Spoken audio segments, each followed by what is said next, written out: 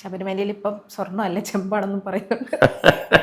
ആരോ തമാശയ്ക്ക് പറയുന്നത് കേട്ടു, യേശു വെള്ളത്തിനെ വീഞ്ഞാക്കി, വാസു സ്വർണത്തെ ചെമ്പാക്കി എന്നും പറഞ്ഞു. മനസ്സിലായി? അതിൽ പ്രത്യേകം പറയുന്നുണ്ട്, സ്കൂൾ കുട്ടികൾ ശ്രദ്ധിക്കണം, ചിലപ്പോൾ ഈ ചോദ്യം PSCയിൽ വരും.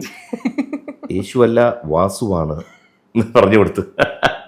അതാണ് നമ്മൾ മനസ്സിലാക്കേണ്ടത്. ഒരു കാലത്ത് ദൈവത്തിൻ്റെ മഹത്വങ്ങൾ നമ്മൾ പറഞ്ഞു. ഇന്ന് ദൈവത്തിൻ്റെ അടുത്ത് നിന്ന് കാട്ടിക്കൂട്ടുന്ന തെമ്മാടിത്തനെന്ന് വെച്ചാൽ ചില്ലറയല്ല.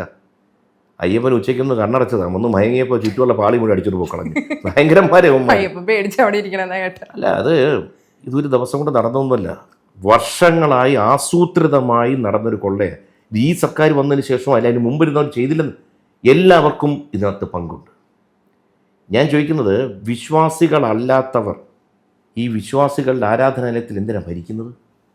എനിക്ക് വിശ്വാസമില്ല, പിന്നെ ഞാൻ എന്തിനാ പോകുന്നേ എന്ന് പറയും. അപ്പോൾ ഈ അവിശ്വാസികളുടെ കയ്യിലോട്ട് വരുമ്പോൾ അവരെ സംബന്ധിച്ചൊരു പ്രശ്നമല്ല, അതൊരു കച്ചവട സ്ഥാപനം മാത്രമാണ്. കൈയിട്ട് വാരുക ഇതൊക്കെ പറയാൻ തുടങ്ങിയാലുണ്ടല്ലോ, വിശ്വാസ സമൂഹം ചിന്തിക്കുക. അതുകൊണ്ടാണ് ഈ ഇലക്ഷൻ എന്ന് പറയുമ്പോൾ മനുഷ്യനൊരു ആയുധം കൊടുത്തിട്ട് മോസ്റ്റ് സ്ട്രോങ്ങസ്റ്റ് സാധനം അവൻ്റെ വോട്ട്. ആർക്കും ഒന്നും ചെയ്യാൻ പറ്റില്ല.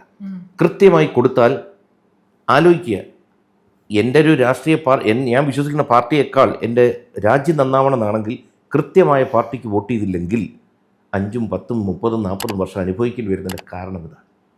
അതുകൊണ്ട് ആലോചിച്ച് ചിന്തിച്ച് വോട്ട് ചെയ്യുക.